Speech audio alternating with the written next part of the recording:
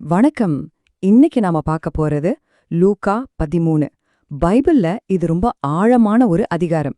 ஆனா அதே சமயம் பலரும் தப்பு தப்பா புரிஞ்சுக்கிற ஒரு இடமும் கூட.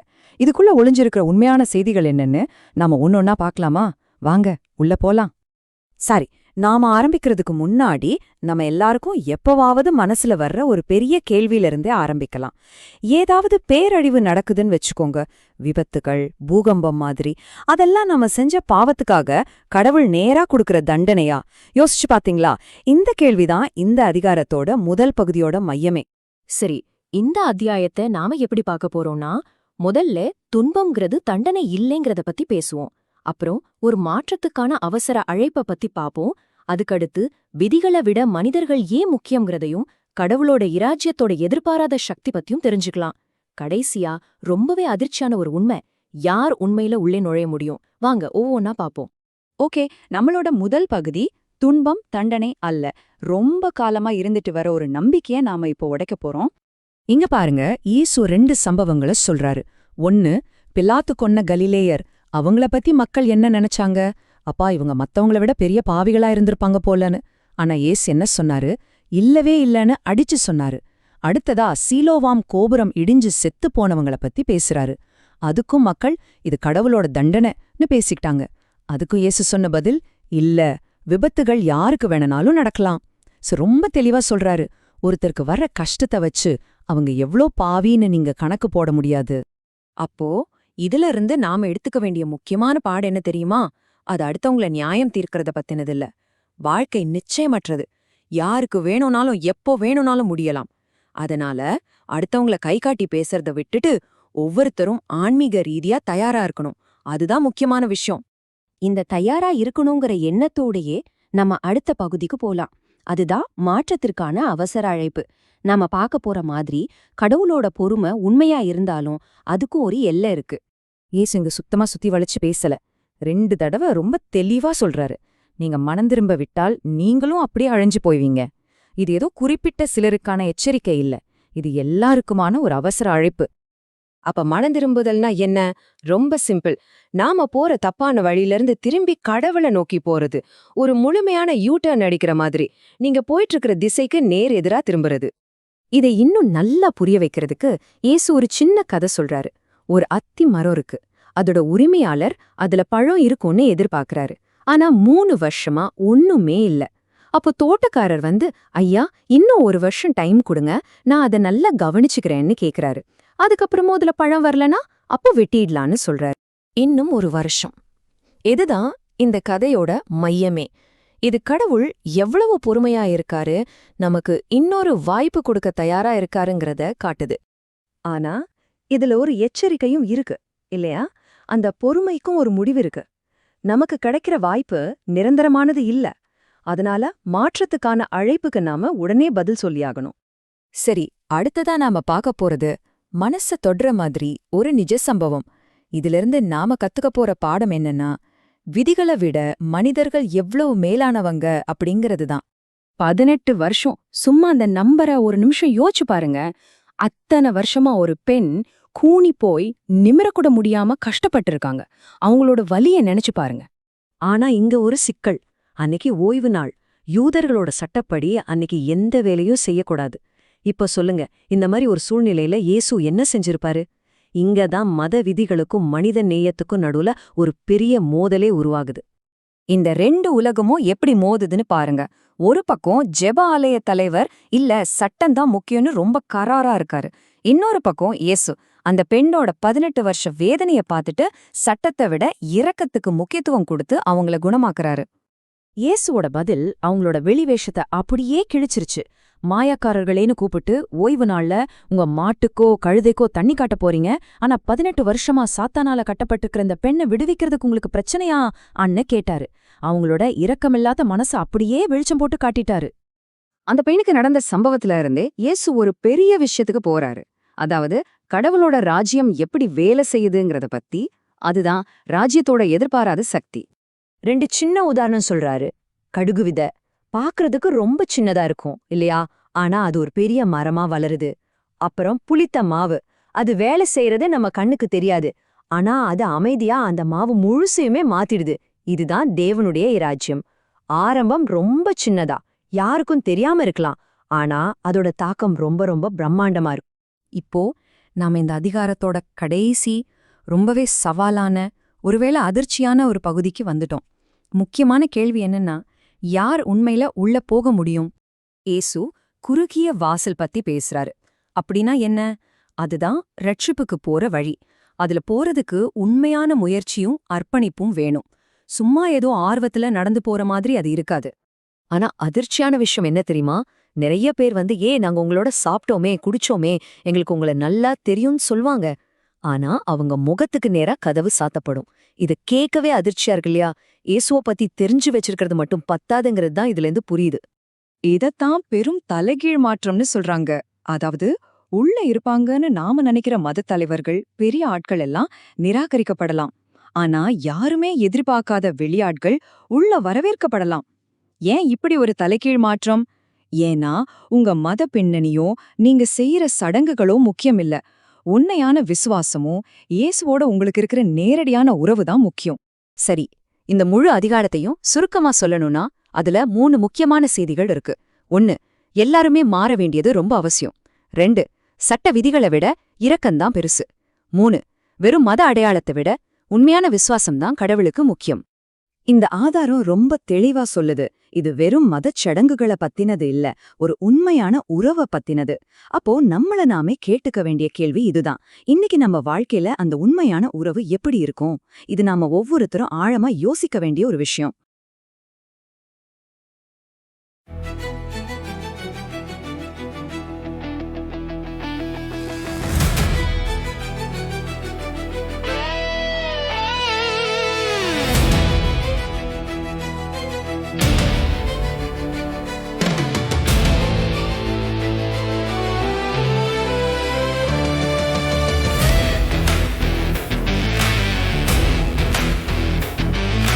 மனம் திரும்பு, மனம் திரும்பு, இன்றே திரும்பு, நாளை நிச்சயமில்லை, இன்றே எழுந்து.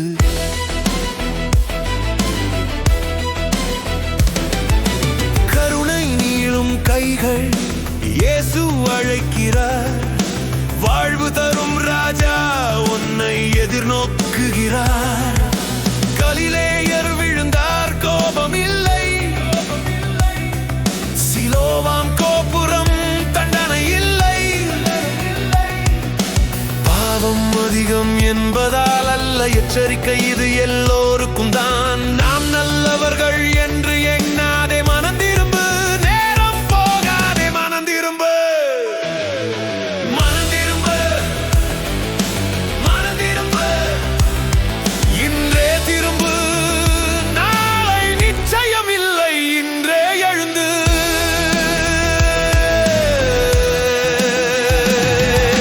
கனியில்லா அத்திமரம் நின்றதே, ஒரு வருடம் இன்னொரு வாய்ப்பு தந்ததே. கர்த்தர் பொறுமை அன்பின் சாட்சி, ஆனால் கனி இல்லை என்றால் தீர்ப்பு நிச்சயம். கனி தருவோம், கனி தருவோம், வாழ்வு மாறும், வாழ்வு மாறும். கனி தருவோம், கனி தருவோம், வாழ்வு மாறும், வாழ்வு மாறும். 18 ஆண்டுகளில் சுமந்தாள், ஷபாத்தில் கூட இயேசு குணமாக்கினார். சட்டம் அல்ல, அன்பு மேலானது. கருணை காட்டும் தேவன் நம்முடையவர். மனம் திரும்பு, மனம் திரும்பு, இன்றே திரும்பு. இயேசுவின் குரல் கேட்டு ஓடி வரு.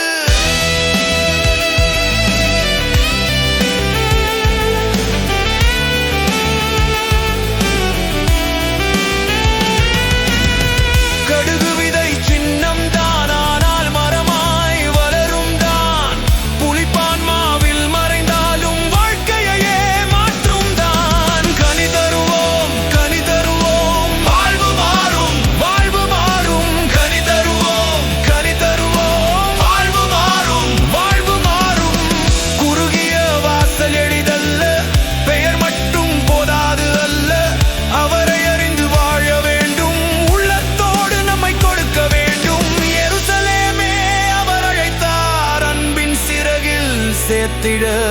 ஆசைப்பட்டார், இன்றும் இயேசு அழைக்கிறார். மனந்திரும்பு, வாழ்வு தருகிறார். இன்றே, இப்போதே, இயேசுவோடு வாழ்வு ஜெயமே.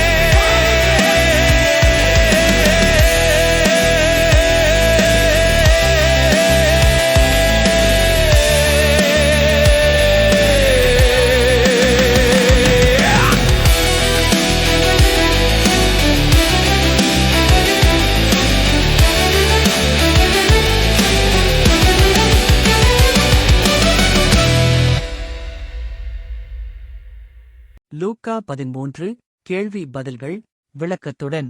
கொல்லப்பட்ட கலிலேயர்களைக் குறித்து இயேசு என்ன பாடத்தை கற்பித்தார்? பதில்: ஒரு துயரம் நிகழ்ந்தால் அவர்கள் மற்றவர்களை விடப் பெரிய பாவிகள் என்று அர்த்தமல்ல. விளக்கம்: துன்பம் என்பது பெரிய பாவத்திற்கு சமம் என்ற நம்பிக்கையை இயேசு திருத்தினார். இந்த அதிகாரத்தில் இயேசு எந்த எச்சரிக்கையை 2 முறை மீண்டும் கூறினார்? பதில்: நீங்கள் மனந்திரும்பினால் ஒழிய நீங்கள் அனைவரும் அழிந்து போவீர்கள். விளக்கம்: துன்பப்படுபவர்களுக்கு மட்டுமல்ல, அனைவருக்கும் மனந்திரும்புதல் அவசியம்.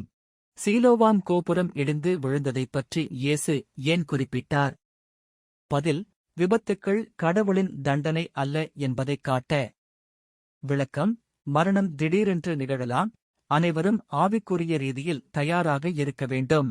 லூக்கா 13 மனந்திரும்புதல் என்றால் என்ன? பதில்: பாவத்திலிருந்து விலகி கடவுளை நோக்கித் திரும்புதல். விளக்கம்: இயேசு மனந்திரும்புதலை வாழ்வுடனும் இரட்சிப்புடனும் தொடர்புபடுத்துகிறார். கனியற்ற அத்தி மரத்தைப் பற்றிய உவமை எதைக் குறிக்கிறது? பதில்: ஆவிக்குரிய கனியைக் காட்டாத ஒரு வாழ்க்கை. விளக்கம்: கடவுள் தம் மக்களிடமிருந்து வளர்ச்சியையும் மாற்றத்தையும் எதிர்பார்க்கிறார். அத்தி மரத்திற்கு ஏன் அதிக நேரம் கொடுக்கப்பட்டது?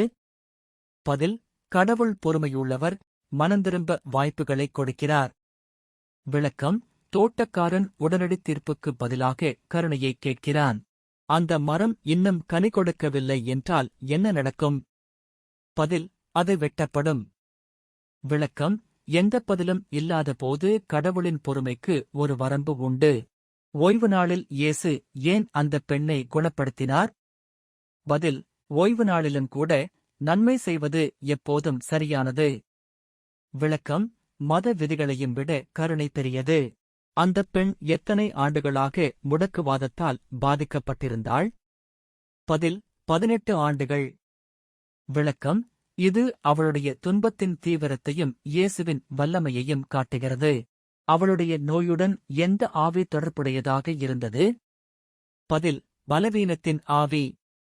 விளக்கம்: இயேசு சரீர மற்றும் ஆவிக்குரிய பிரச்சனைகள் இரண்டின் மீதும் அதிகாரம் கொண்டவர் என்பதைக் காட்டுகிறார். ஜெப ஆலயத் தலைவர் ஏன் கோபமடைந்தார்? பதில்: ஓய்வு நாளில் குணப்படுத்துதல் நடந்தது. விளக்கம்: அவர் கருணையை விட விதிகளுக்கு அதிக முக்கியத்துவம் கொடுத்தார். இயேசு ஏன் தலைவர்களை மாயக்காரர்கள் என்று அழைத்தார்? பதில்: அவர்கள் ஓய்வு நாளில் விலங்குகளின் மீது அக்கறை காட்டினார்கள், ஆனால் மனிதர்களின் துன்பங்களை புறக்கணித்தார்கள். விளக்கம்: அவர்களுடைய செயல்கள் அவர்களுடைய போதனைகளுக்கு முரணாக இருந்தன. கடுகு விதை என்ன கற்பிக்கிறது? பதில்: தேவனுடைய ராஜ்யம் சிறியதாக தொடங்கி பெரியதாக வளரும். விளக்கம்: விசுவாசம் சிறியதாக தோன்றினாலும் அது சக்தி வாய்ந்த விளைவுகளைக் கொண்டுள்ளது. மாவில் உள்ள புளிப்பு எதைக் குறிக்கிறது? பதில்: தேவனுடைய ராஜ்யம் அமைதியாக எல்லாவற்றையும் மாற்றுகிறது. விளக்கம்: ஒரு சிறிய செல்வாக்கு முழு வாழ்க்கையையும் மாற்றியமைக்க முடியும். குறுகிய வாசல் என்பதன் பொருள் என்ன? பதில்: இரட்சிப்புக்கு முயற்சியும் அர்ப்பணிப்பும் தேவை. விளக்கம்: நுழைய விரும்பும் அனைவரும் வெற்றி பெற மாட்டார்கள். ஏன் சில மக்கள் வெளியே நிறுத்தப்படுவார்கள்? பதில்: அவர்கள் இயேசுவைப் பற்றி அறிந்திருந்தார்கள், ஆனால் அவரை உண்மையாக பின்பற்றவில்லை. விளக்கம்: மதச் செயல்பாடுகளை விட உறவுக்கே முக்கியம். தேவனுடைய ராஜ்யத்தைப் பற்றி இயேசு வெளிப்படுத்திய அதிர்ச்சியூட்டும் உண்மை என்ன? பதில்: பல வெளியாட்கள் நுழைவார்கள், உள்ளிருப்பவர்கள் நிராகரிக்கப்படலாம். விளக்கம்: பின்னணி அல்ல, விசுவாசமே நுழைவை தீர்மானிக்கிறது. எருசலேமைப் பற்றி இயேசு என்ன சொன்னார்? பதில்: அவர் அதை நேசித்தார், ஆனால் அது அவரை நிராகரித்தது. விளக்கம்: தேவன் பாதுகாக்க விரும்புகிறார், ஆனால் மக்கள் அவரை ஏற்றுக்கொள்ள வேண்டும். லூக்கா 13 சுருக்கம். லூக்கா 13 கற்பிப்பது என்னவென்றால், வாழ்க்கை நிச்சயமற்றது என்பதால் அனைவரும் மனந்திரும்ப வேண்டும். துன்பப்படுவது ஒருவர் மற்றவர்களை விட மோசமானவர் என்பதைக் குறிக்காது. தேவன் பொறுமையுள்ளவர், ஆனால் அவர் நம் வாழ்வில் மாற்றத்தையும் கனியையும் எதிர்பார்க்கிறார். விதிகளையும் விட அன்பும் கருணையும் மிக முக்கியமானவை என்பதை இயேசு காட்டுகிறார். தேவனுடைய ராஜ்யம் சிறியதாக தொடங்கினாலும் அது சக்தி வாய்ந்ததாக வளரும். தேவனைத் தெரியும் என்று சொல்லும் அனைவரும் அவருடைய ராஜ்யத்தில் நுழைய மாட்டார்கள். உண்மையான விசுவாசமும் கீழ்ப்படிதலுமே முக்கியம். இயேசு மக்களை ஆழமாக நேசிக்கிறார், ஆனால் ஒவ்வொருவரும் அவரை தேர்ந்தெடுக்க வேண்டும்.